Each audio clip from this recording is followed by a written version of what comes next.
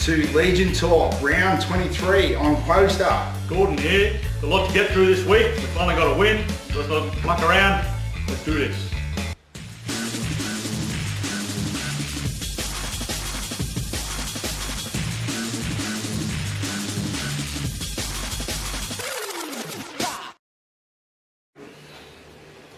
Alright, now, as you all know, we actually had a win on the weekend. Oh, how good is it? That's right. Mate, dead set. Got the feeling. I did now. I dead set. I forgot the feeling what it was like, how good it was. I was going to actually bring a bottle of champagne today and a couple of packets of balloons, sit them all around the table and we'd celebrate, because Operation Lose the Spoon is currently in effect, and that means that we are going to hand my old team Parramatta the spoon gracefully so to hopefully Canberra or Parramatta. And if the boys play like they did on Saturday against the Sharks, mate, it's a good possibility. Yeah. We don't want to get the wooden spoon. That's probably the main goal this part of the season. So Dead right. Well, with the under-20s too, I was scared we were going to have probably more spoons than Amy Winehouse has covered, but it really looks like we're going to get out of that and kick on strong. But in saying that, we also had our share of bad luck as always, and Princey breaks his arm. Yeah, another injury. So I think the injury list is bigger than the playing list at the moment. It's crazy. And I spoke to his wife on Twitter and asked what sort of recovery time. She said about 6 to 7 weeks. So that'll be good for the off season anyway. So this season's pretty much gone, but I want to make sure that the boys will get an off season together so that you can kick on and make 2012 something to remember. Yeah, 7 weeks. That's pretty quick recovery. Well, yeah. Well, hopefully so. Optimistic or? She's a ambulance or a nurse or something. She works with the ambulance, so she's probably saying 6 or 7 weeks, and then you've got to get out of the house, Princey. That's all there is to it. Sitting around being injured all day. But mate, heaps to talk about with the game on Saturday. I think the most pleasing thing wasn't our discipline again. We gave away a shitload of penalties. There was I think it was like 11-2 or something. Yeah, penalty count. It was amazing. Yeah, defence was improved a lot for that Defence. game, yeah. So definitely. And the game, yeah. I thought they were going in for sure a lot of times, but we held them out. Mate, where's that been? Where's that been? That's the sort of defence that we prided ourselves on the last couple of years. That scrambling, everyone worked for each other defence. And I heard after the game, actually, Meaty talk about Nathan Friend coming down for a session with the boys, and that they sort of nearly coached themselves for a session, and whatever they got out of that, I think there must have been a bit of honesty and a bit of soul searching going involved, and shit, it worked. Yeah, the first training session on Monday was without Cardi. I think the boys just done their own stuff and coached themselves, so yeah, it would have been a lot of talk between them, so would have learned a lot, I think. And sometimes, being a dad, I look at that sometimes, you'd be overprotective of your kids, and they tend to just blame you for everything, and sometimes they just got to look at themselves, and whatever it was, that worked. And mate, I was jumping up and down on the couch. I had text messages coming from Mick. He was in Melbourne. Mick does the video, and there was just people just celebrating all over the place. Twitter was just going off. And I won the grand final. It was, and I apologise for texting you the score before I could actually watch the game. But I didn't open it. I knew you would have sent something about the game, and I was still watching it. So. Yeah, apologise about that. I've got a habit of doing that. Two other things out of this game. First of all, Meaty's try. How good was it? It's a contender for the try of the year. Mate, everyone was saying the Johnson try, it was a great try, don't get me wrong, and the Warriors-Broncos game was also a fantastic solo effort. But as far as sheer skill goes, I got to give it to me, because I tell you, I don't think I've ever seen anything like that. That was brilliant. Yeah, that bounce is 1 in a million. That bounce, perfect. The reaction time to pick it up, just pick it up, put it down, was like within milliseconds. And it was 2 foot out. By the time he put his hand on it, it was 2 foot out, and then by the time he brought it around, he sort of basically put it in his back pocket. Choppy come up with a nickname for him, and that is Magic Me, so that we can have Magic and Flash on the wings next year. That sounds good. And I text Meaty, and I said, mate, what do you think? And he goes, well, I'll leave it up to you guys. So I reckon they'll fly. I reckon that's a good nickname for Meaty. Chop, that was a great one. Magic Meaty. Get some signs going, people. Black Magic Meaty. There you go. There you go. I want to add a little bit on. Yeah. So, and another one that was a... It's the summertime. Yeah. So, mate, I tell you, I reckon it'll suit him down to a T. And we'll have the two signs on both sides of the... we'll have Flash, Big Flash Gordon on one, and Magic Mead on the other. So, do you like the nickname Flash? Yeah, it's alright. Just one of many. Yeah, one of many. So there you go. Man of many talents. You turn him into a Matty Johns, mate. No, I'm just trying to be me. You know, I don't try to copy anyone. So. That's it. Good man. And speaking about Matty Johns and comedians, I actually tweeted that Paul Gallen should be a comedian because apparently he had LaFranchi stitches a while back, and even Bo Henry got a kick out of him, and he did get a decent kick out of him, didn't he? Yeah, I don't know. I know you're not allowed to say anything, but if that was any other player in the world, they'd be getting bloody 6 weeks or for that, 7 weeks. I can't believe you got a week for kicking somebody so blatantly. Up to them to decide. Yes, well, and Bo Henry, he's been playing pretty good. He come in at number 6 and he's been playing all right. Yeah, he's been fitting in well, so hopefully he can keep building on that. Princey, not at the moment, so he's just going to have to work with someone else in the halves. Yeah, but what do you think? Preston to the half? What are you thinking there? Is that what we're sort of looking at? Because Rankin's playing so well at fullback at the moment.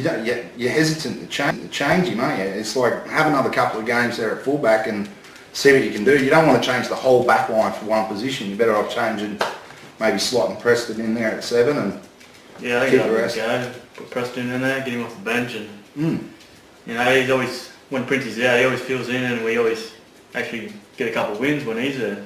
Like I remember a few years ago against Melbourne, he filled in and we won our first game down in Melbourne. So. Yeah, actually, believe it or not, I got some worrying stats here, is that we have never beaten Melbourne with Prince, but every time Prince has been out, we've beaten them. I think it's like 3 or 4 times. We beat him once he was away at State of Origin game, and both sides were pretty depleted. That was the first game at Skill Park. Then we beat him in Melbourne, which was just incredible. Yeah. And then last year in the game at Skill Park too, I think Princey was out then too, injured, and we also come from behind and knocked them over as well. So, it might suit, I think it suits our game plan when, this is nothing against Princey, don't get me wrong, but I think it actually suits us to go more direct against Melbourne rather than going side to side where they each up. So Melbourne's that sort of team that they're so defensively skilled that if you try and go around them, they'll take you out of the game. But you're better off just going head to head with them and just trying to out-hustle them. Just taking them on. Should be the stat man. Call you the stat man. Stats coaster. That's right. And mate, I tell you a couple other people that played bloody well from my point of view. It was also, and he's going on, is Will Matthews.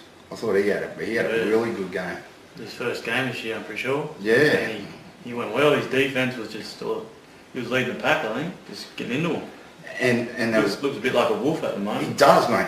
Yeah, he's like really... Some bum off the street or something. I'm not saying that to him, he's a big boy, isn't he? Yeah. He is a big lad. And BJ, he had another blinder as well. He's coming along leaps and bounds as well. Mate, I thought all of our young blokes, young in the terms of the team, like BJ, Will Matthews, Rankin, and Dom in the centres, they all had blinders. They played really well defensively and in attack. Yeah, I think they're just feeling well at the moment and playing for their positions because there's a few up for grabs at the moment with all the injuries we have. So. Yeah, and it really shapes well for next year because this is the sort of stuff that we've got to look at for next year and because you have a squad of players, don't you? It's not 17 is not going to get you through 26 rounds. Yeah, as this season's shown, we use a lot of players, so yeah, a lot of competition for spots, and that's what helps us train harder. Just that competition of get going for that wing position or the centre or forward. So it's always good to have other players there pushing you on. Yeah, my word. Now, a few things that come out of it as far as the Southern Legion goes. There was a crowd of about 6,000 people down there. Titans Legion turned up and heaps of Southern Legion people turned up from all over the place, and they really gave the boys a hell of a lot of good support. The boys were really happy about the amount of support that they got down there. It wasn't the bodies, but you were bloody loud, and that makes a hell of a lot of difference, and they were really loud and proud down there. That's what we need at home, I think. Mate. A bit of loud and proudness. Yeah, my word, I think so too, and it starts this Saturday. We'll get into that soon. Another thing too, never ever won down at Shark Park, ever. No Gold Coast franchise has ever done that. And then we've got that, knocked that hoodoo off as well. I think we had the same hoodoo with Canberra too. Yeah. We knocked that over this year too, so we're getting through them pretty quick. And another thing, speaking of supporters, a couple of people down there in Maroon Crusade hats, and Syl seen them down there, and she said, "Oh, you guys Titan supporters, blah, blah, blah." No, they were actually Broncos or Melbourne supporters down there to support another Queensland team. So that is great news. Thank you very much to those people. And even though he's a cockroach, we won't go into that. You bloody Queenslanders, let's stick together. So, yes. All right. Okay, now, during the week, we got a little bit of, like, we knew it was coming eventually. Didn't know when, but Preston Campbell's decided to hang up his laces. Yeah, that's right. He announced it last week, and yeah, big loss for us, but I think he's hanging around the club next year, and he'll keep promoting his Learner and Legend program and his All-Stars team, Indigenous All-Stars. Yeah, so. Now, we can't lose him from the club. I want him to stay there forever and just become an old man with the club. But is he going to play? He gave an indication that he wasn't going to play in next year's All-Stars game. He's got to play that. That'd have to be his last game, wouldn't it? Yeah, that'd be the one to go out on, I think. Without doubt. That's the ultimate send-off, Presto. Don't even consider anything else, I'm telling you. Listen to Coaster. Go All-Stars game. That'll be your last one. That's right. So I forgot to say too that we had some interviews at the Sharks game, and yeah, so I may as well play them now. Yes, let's go. Okay, the first one is from Stevie Michaels, and I'm Steve Michaels from the Titans. It was good to get the win down here at Shark Park. It was a real tough fought win. We defended really well on our line, and I thought it was a really gutsy effort by the boys, and unfortunately lost Princey. I think he's got a broken arm, so yeah, it'll be tough without him, but we've got 4 more games of the season, and if we just finish with a few more wins on a positive note, that can be something to be positive about for next year. And that was something we really spoke about too, isn't it? It's really important to take momentum into next year. Yeah, we need to build a bit of confidence for next year and everything, so yeah, get a bit of respect back from the other clubs, Yeah. You don't want to get a wooden spoon at the end of the year. And there is a real chance that we can skip that spoon now. There really is. I mean, we're 1 point away from Parramatta, and we played Parramatta in the last game of the year. So, come down the last games. Yeah, and well, let's give him something. Let's give them the spoon. His Buff was good enough to catch up with us as well, and this is what Buff had to say. Okay, here I'm with Buff. Yeah, how you going here? Welcome to the Just Gold Coast Titans podcast. It's come off the back of a great win tonight against the Cronulla Sharks, and just like to send a praise out, and I suppose our caretaker coach in Steve Murphy. He's very happy with the 50% win ratio, and he's dead set been talking it up, and he's a future rookie NRL coach. And that Buff's hit the nail on the head. Steve Murphy, he gets to stand in again while Cardi was getting over this illness and his operation. And mate, I have given Murphy a bit of a blast in the past, only because we looked like we were playing a bit of touch football, but the boys certainly weren't on Saturday night. They got out there and really mixed it up, and that's great. Yeah, look, he's a good coach. He's a minor 20s coach, and yeah, I learned a lot from him. He's pretty much our offensive coordinator at the club, so yeah, you learn a lot from him. And he's a Australian touch football champion or something. Yeah, he used to play with touch back in the day. Cool. Yeah. And we caught up with Murphy, and this is what he had to say. I will now talk to acting head coach Steve Murphy after the what was the score? 20-16. 20-16 victory over the Sharks at Two Park. First ever victory down there. Thanks, Scott. Really appreciate it, mate.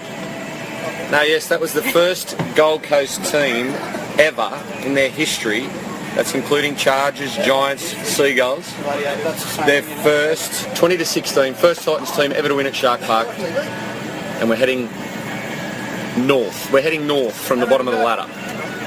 We'll win 5 in a row, finish on 24 points.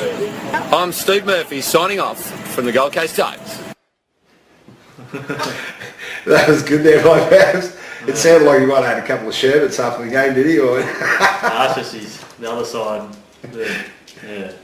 He was certainly happy. He had good reason to be, mate. It was one of those nights that it sort of really felt like it released the shackles off everybody, you know, and you don't realise the weight of pressure that's been on the team until you actually take it off, do you? And then you go, oh, thank God for that. So it must have been massive for you guys.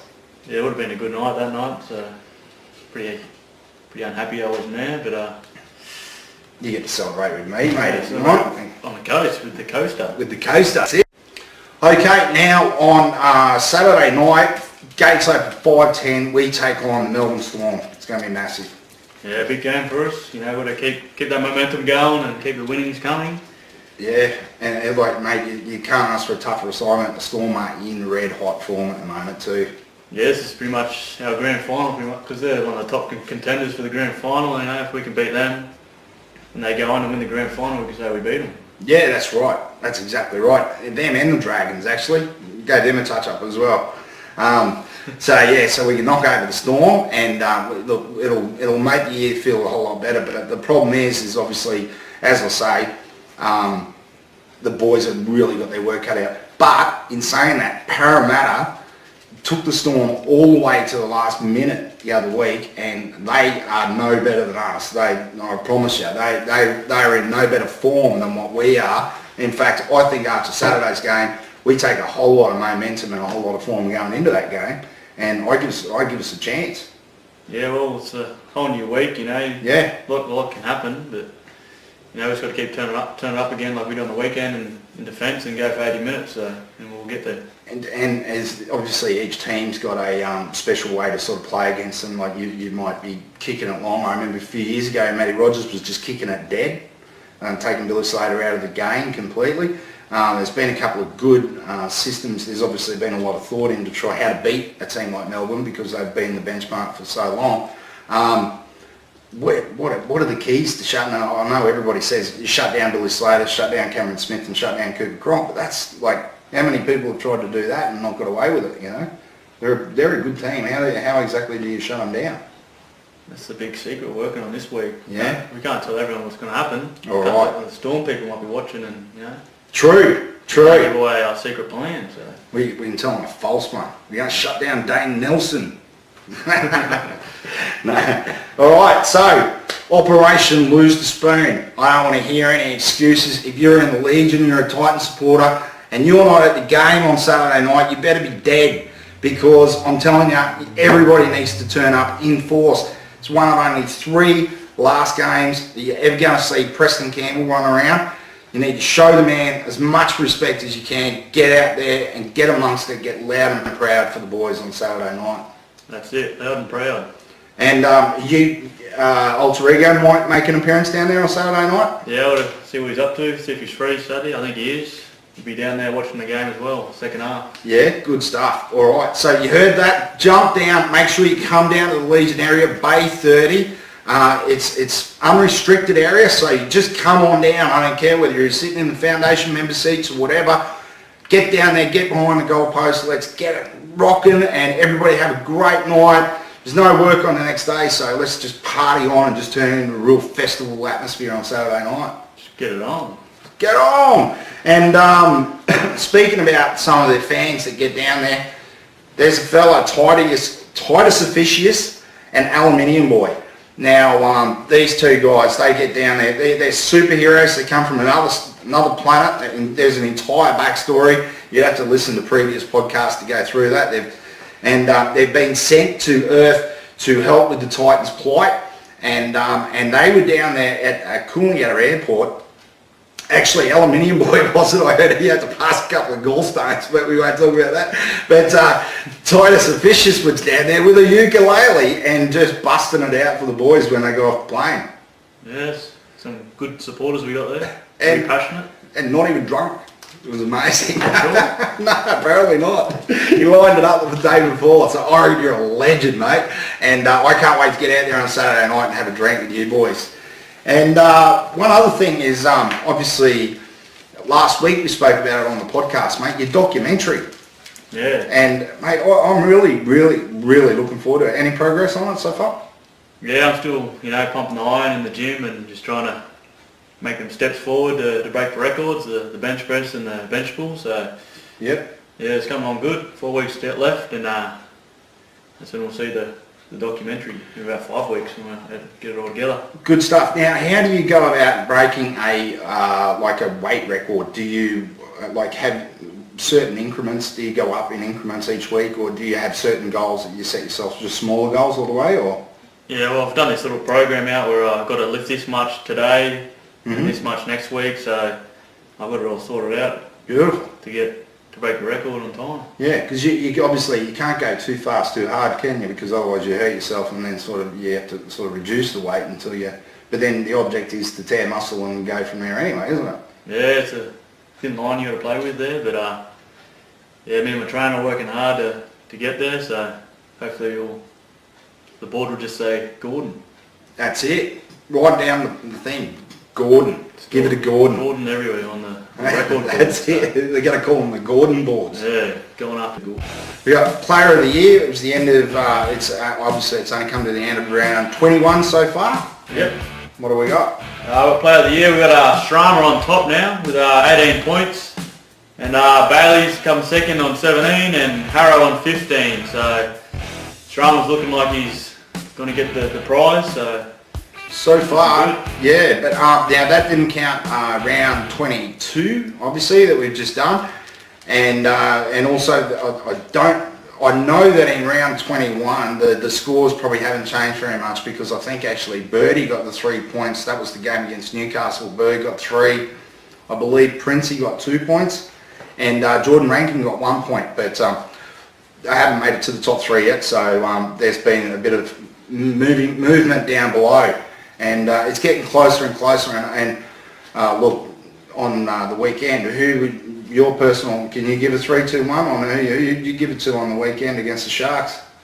I don't know, they're all played pretty well. Media will get a couple. Definitely, yeah. I don't know, I can start to pick them out. The whole team played well, I reckon. They My kept word. that up for each other. So. Yeah, and I can tell you, I actually picked Meady, and I also gave a couple of points to Jordan Rankin. I thought he was outstanding. He was really good. His goal line defence was great, and I actually gave the other couple of points to Dom. I thought, mate, he was really, really solid out wide. And if you come up and in and just snap guys like that, it certainly makes them turn their head and have a look to see who's coming along. Yeah, it's good. Good stuff. All right. Okay, now the last 2 weeks we have been running a competition, and we have this fellow right here. Titans, are we ready? Hey, here he is again. The man, he's back. Mate, how you going, mate? And we have been running this competition for the last 2 weeks to come up with a name for you. That's right. And I think we've got a winner. I think so. Looking at the contestants, I'll have to go with the Gordinator. Whoa, all right, okay. By Nudge Forward. There you go. The Gordinator is my name. So there you go, Nudge Forward. You have just won yourself a signed Titans football, but more importantly, you are the man, the legend, that has just named this fellow for all time. So from now on, everyone shall know you as the Gordinator. That's right, the Gordinator. Excellent, and that will work really well, because after each week you can say, I'll be back. No? Back. I am back. Like the Terminator. All right, that was my silly sense of humour. All right, we'll cut that. And, mate, so that's awesome stuff. So we have officially ran the competition, and we might have a different competition in the next week or so too, actually. Bloke in the Bus competition. Have you ever heard of the Bloke in the Bus? No bosses over where I'm from, so. That's it. Yeah, horse and carriage, is it, or just Yeah, horse? right. Horses, Just run. or just run. That's it. Right. Now, we had a couple other names. We actually didn't get audio proof of this one, but apparently Zilly came up with a pretty good one, which was, it was DJ add 10 kilo. Add 10 kilogram. I knew I'd stuff it up. So that's why you didn't win, Zilly. So, That's no good. no good. No good. So the Gordinator it is. The Gordinator. That's right. And, coordinator. mate, I'm looking forward to it. So you shall be with us on Saturday at the game? Second half, I'll be down there. So need everyone to get behind the Titans, get down to the game Saturday night. Excellent. Support the team. Good stuff. So you heard it here first from the Gordinator. So make sure you're down there Saturday night and get loud and proud. The Gordinator will be on his war drums and beating it up. Coordinator, the coordinator. There you go. Awesome stuff. All right. Thanks, mate. We go back to Greece. All right, well, that will just about do us for Legion Talk episode number 23 on CoStar. I'm Gordon, Kevin Gordon. Let's do it.